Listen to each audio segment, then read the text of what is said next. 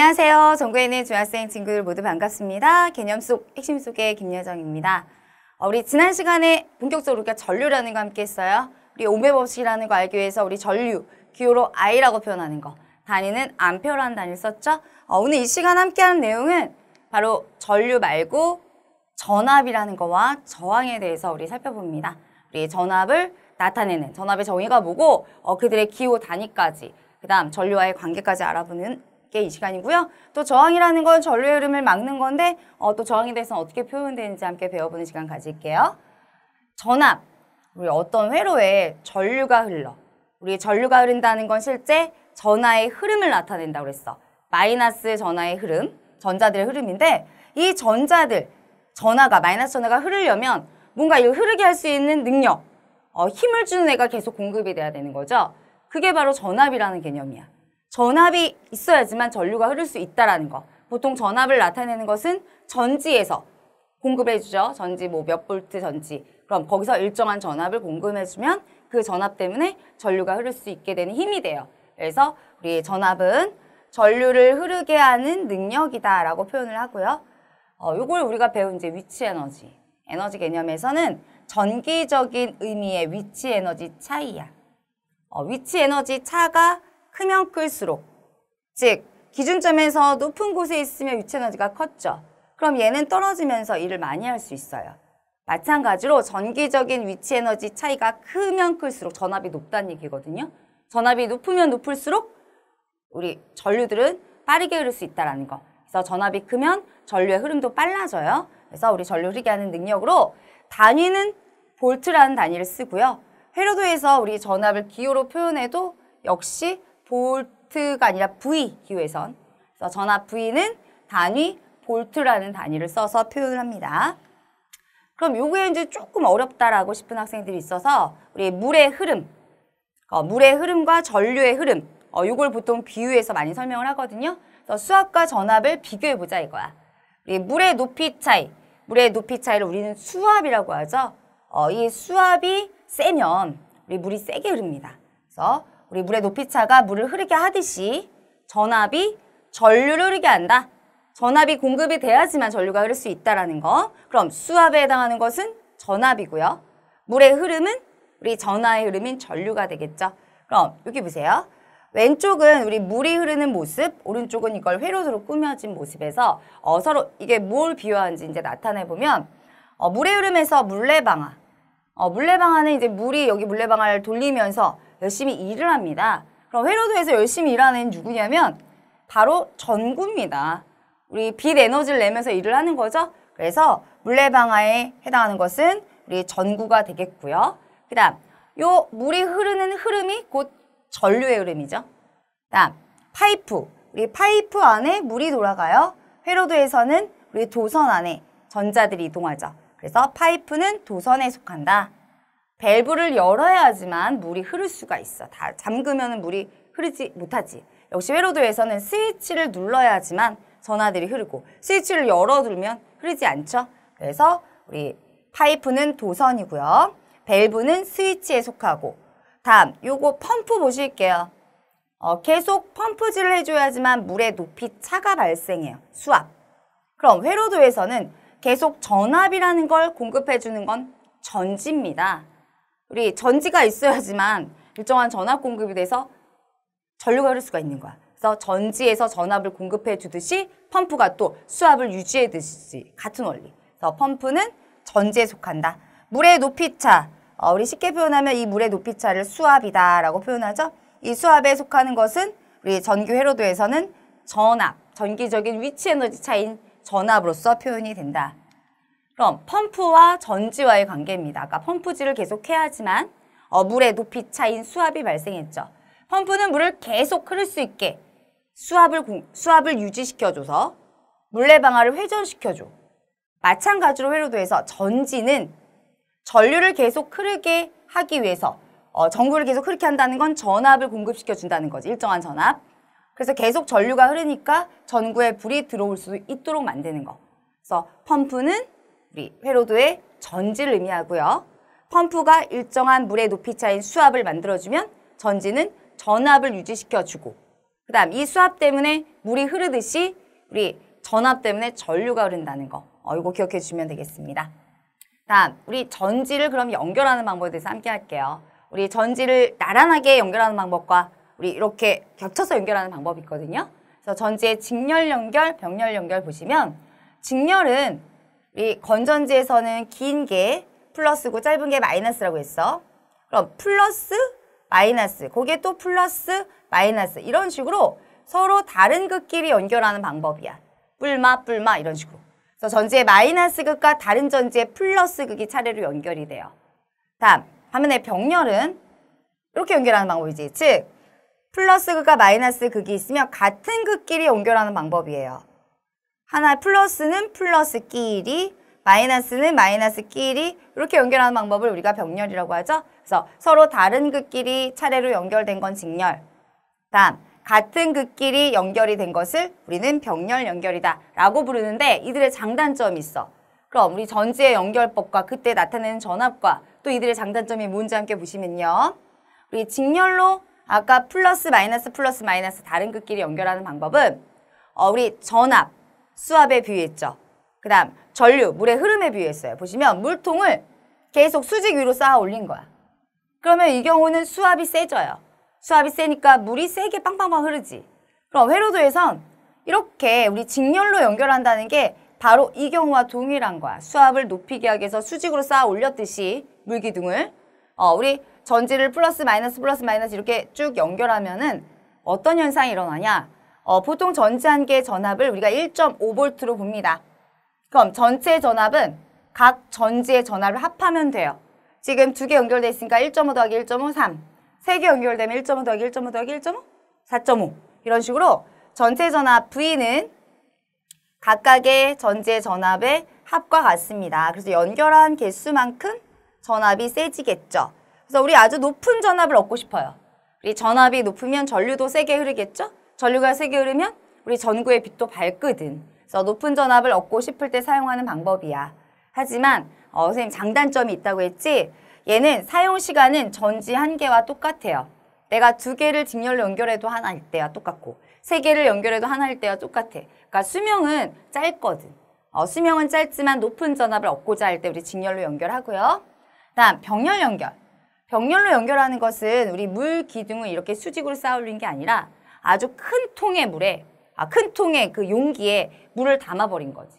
지금 이것처럼. 그러면 이 경우는요. 아무리 물의 양이 많아도 이 물의 세기. 물의 세기는 물의 흐름이 약해. 그냥 똑같아. 물을 아무리 이 그릇에 부어도. 하지만 이 물이 빠져나오는데 걸리는 시간은 오래되겠죠. 오래 걸리겠죠. 그 원리로 연결하는 방법이 바로 병렬이에요. 같은 극끼리 연결하는 방법이죠. 아까 전지의 하나의 전압이 1.5V일 때 지금 두 개의 전지가 어떻게 연결돼 있어? 병렬로 연결돼 있죠. 그럼 전체 전압은 전지 한 개의 전압과 똑같다란 말이 뭐야? 두 개 연결해도 하나일 때와 동일해. 두 개 연결해도 1.5V입니다. 그럼 하나 더 연결해서 세 개 연결해도 1.5, 네 개 연결해도 1.5. 즉 아무리 많이 연결해도 하나일 때와 동일해요. 그래서 그럼 얘는 왜 이렇게 쓰냐? 전체 전압을 일정하게 유지시키면서 오랫동안 사용하고 싶을 때. 즉 전체 전압은 전지 한 개일 때와 동일하다. 그럼 두 개 연결하면 수명이 2배 늘어나. 전압은 똑같아 하나일 때와. 세 개 연결하면 3배. 그래서 오랫동안 사용하고 싶을 때 우리 병렬 연결하면 되겠죠. 전구의 밝기는 일정하게 유지를 시키면서 사용기간을 늘리고 싶을 때는 우리 병렬 연결하시면 되겠고요. 그 다음 밝게 쓰고 싶어. 그러면 우리가 전류가 세게 흘러야 되겠죠. 그래서 전압을 높이면서 대신 사용기간은 수명은 짧아진다는 거 기억해 주시면 되겠습니다. 자, 우리 저항 함께 할게요. 우리 전압은 그래 전류를 흐르게 하는 능력이야. 즉 전압이 있어야지만 전류가 세게 흐를 수가 있어요. 그럼 저항은 어떤 개념이야? 저항. 방해하는 거죠. 이 전류가 흐르는 것을 방해하는 정도를 나타내. 즉 저항이 크면요. 전류는 약하게 흐릅니다. 저항이 작으면 전류가 세게 흘러요. 그럼 얘는 단위로는 우리 과학자 옴의 이름을 따서 우리 옴이라는 단위를 사용해 주고 있고요. 우리 저항을 기호로 바꾸면요. 저항은 기호로는 R. 그 다음 다 구하고 어떤 단위를 붙여줘? 단위는 옴. 요런 단위를 써서 우리 표현해주고 있고요. 그럼 1옴의 정의는 1V의 전압을 걸었어. 그리고 1A의 전류가 흘러요. 그때 도선의 저항을 우리는 1옴이다 라고 표현하죠. 그럼 잠깐 여기서 선생님이 기호는 이거고 단위는 이거야 라고 여러분한테 이제 말을 하고 있죠. 근데 지금 누적이 됐다고요. 우리 전류 배웠어요. 전하량 배웠어요. 지금 전압, 저항 좀 정리해야겠죠. 선생님 여기 밑에다 정리했는데 이 전기 기호라는 것은 이 전류, 전압, 저항, 전하량 우리나라 말을 그 영어식 약자로 바꿔 쓴 거야. 공식 같은 데 많이 나오겠지. 그 다음 단위는 다 값을 구해주고 뒤에 붙여줘야 되는 값이죠. 우리 전류는 I라는 기호를 써서 표현하고 단위는 암페어였죠. 우리 미리암페어로 나와 있으면 암페어로 바꿔야 돼요. 그 다음 전압 V라는 기호 볼트. 그 다음 저항 R 옴. 전하량은 Q 쿨롬. 이게 머릿속에 좀 박혀야 돼요. 우리 구구단 잘해야지만 연산이 빠르지. 완전히 헷갈리면 안 되잖아. 그래서 이것도 마찬가지로 전류 I 암페어. 그 다음 전압 V 볼트. 저항 R 옴. 전하량 Q 쿨롬. 이게 따다다닥 여러분 머릿속에 있으면요. 선생님 중간중간에 기호 이거야, 공식 이거야 할 때 조금 헷갈리지 않게 여러분이 이해할 수 있을 것 같아요. 다음 그럼 저항이 왜 생기냐? 우리 전자들이 막 이동해요. 그죠? 실제 전류가 흐른다는 건 전자의 흐름이라고 했어. 그런데 이동하지 못한 입자가 있지. 플러스 전하로 이루어진 원자 또는 원자 핵은 무거워서 이동 못한다고. 그럼 전자가 가다가 얘네들과 어떻게 돼? 우리 전자가 눈이 있는 건 아니잖아. 쾅 하고 부딪히는 순간 갑자기 흐름이 막혀버리는 거야. 그럼 잘 못 흐르겠죠? 흐름이 막히는 거, 방해받는 거, 그걸 저항이라고 합니다. 원인은 전자가 이동하면서 원자라는 이동할 수 없는 질량이 큰 원자 또는 원자 핵과 충돌하게 되면서 전자의 흐름이 방해를 받기 때문에 생기는데요. 요거를 우리가 그림으로 조금 이해하시면 지금 경사진 빗면에 못이 막 쾅쾅쾅쾅 박혀져 있고요. 거기에 구슬을 지금 위에서부터 굴리는 거야. 보시면 우리 못에 해당하는 건 뭘까요? 이동하지 못하는 입자니까 바로 못은 원자를 의미하고요. 구슬은 여기 사이를 이렇게 피해서 가죠. 구슬은 우리가 전류가 흐를 때 이동하는 전자를 의미합니다. 우리 구슬과 못이 막 충돌을 해. 이건 곧 전기 저항이죠. 그래서 전자와 원자의 충돌을 우리는 저항이라고 표현하구나. 전류의 흐름이 방해를 받는 거예요. 다음 그럼 저항은 뭐에 의해서 결정되냐? 총 3가지가 저항을 결정합니다. 일단 첫 번째는요. 물질의 종류예요. 우리 물질마다 저항값이 다 달라. 우리 구리, 은, 니크롬선 다 달라요, 저항이. 그럼 왜 그러냐? 우리 물질의 종류가 달라지면 우리 물질마다 원자의 개수, 원자들의 배열이 달라. 그럼 원자가 이동 못하는 원자가 빽빽하게 배열이 돼 있다면 충돌을 많이 하겠죠. 그 다음 배열이 조금 듬성듬성하다면 충돌 횟수가 적겠죠. 그래서 물질마다 원자들의 배열이 제각기 다르기 때문에 전자와 원자의 충돌 정도도 달라지기 때문에 물질마다 저항값은 다르고 이 저항은 물질이 갖는 고유한 성질이에요. 정해져 있어요. 다음 이번에 같은 물질이야. 같은 구리선이라면 또 뭐가 결정하냐? 길이. 또 단면적, 굵기가 결정합니다. 그래서 같은 물질이면 도선의 길이와 단면적이 영향을 주는데요. 같은 물질로 만들어진 도선이면 저항의 크기는 도선의 길이가 길면 길수록 저항이 커지고 또 단면적, 우리 쉽게 말하면 굵기죠. 도선의 굵기가 가느다랄 때 저항이 커져요. 즉 길이는 길수록 저항값이 크고 두께, 단면적은 어떨수록 얇을수록 저항이 크다. 이건 반비례지. 그럼 이걸 이제 나타낸 거. 저항은 비례합니다. 도선의 길이는 비례하고 단면적에는 반비례한다고 했기 때문에 단면적 분의 길이 값에 비례한다.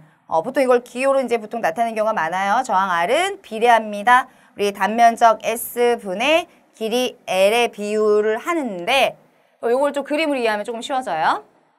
도선의 길이와 저항이 어떤 관계가 있냐 이거야. 지금 여기 사람이 어떤 이 통로를 우리 통과하고 있습니다. 도선의 두께, 이 통로의 두께 단면적은 똑같아. 그런데 뭐가 달라? 왼쪽은 짧고 오른쪽은 길지. 그럼 이렇게 길이가 길어지면 어때요? 이게 빠져나오기가 힘들어. 바로 이 사람을 전자에 비유하는 거죠. 도선의 길이가 길어지면 이 전자가 더 오랫동안 방해를 받으면서 힘이 들죠. 그러면 이게 뭐야? 저항이 큰 경우지. 그럼 저항의 크기는 도선의 길이가 길 때 커진다. 그럼 이걸 통해서 뭘 할 수 있어? 저항은 비례한다. 도선의 길이와 비례 관계가 있고요. 다음 이번에는 길이가 똑같습니다. 그런데 다른 것은 두께, 단면적이 다르죠? 왼쪽은 두껍고 오른쪽은 얇아. 그럼 이 경우는 왼쪽은 여러 사람이 통과해 나올 수 있을 정도로 쉬워요. 넓으니까. 반면에 오른쪽은 단면적이 얇다 보니까 이 한 사람씩 나오기도 힘들다고. 그러면 어느 쪽이 저항이 큰 거야? 빠져나기 힘든 쪽이죠. 얇은 쪽, 도선의 단면적이 작은 쪽. 그래서 단면적이 크면 더 많은 전자가 동시에 지날 수 있기 때문에 저항이 작아진다고 했죠. 그럼 반대로 얘기해 볼까? 단면적이 작으면, 이렇게 가느다라면 오히려 저항이 커진다. 무슨 관계예요? 저항은 이 도선의 단면적과는 반비례죠. 단면적이 가느다랄 때, 작을 때 저항이 크고 단면적이 커지면 저항이 작아지고. 요거를 바로 표현한 게 좀 전에 저항은 비례한다. 뭐에 비례한다? 단면적 분의 길이에 비례한다. 요 관계가 나온 거죠. 여기까지 해서 오늘 선생님과 함께 우리 전압, 또 저항에 대해서 함께 배우는 시간 가졌고요. 우리 다음 시간 이제 본격적으로 오음의 법칙, 또 저항을 여러 가지 직렬, 병렬로 연결하는 계산 문제에 대해서 함께 할 거예요. 간단하게 전기기호, 단위 암기하고 오세요. 오늘 고생 많으셨습니다. 다음 시간에 뵐게요.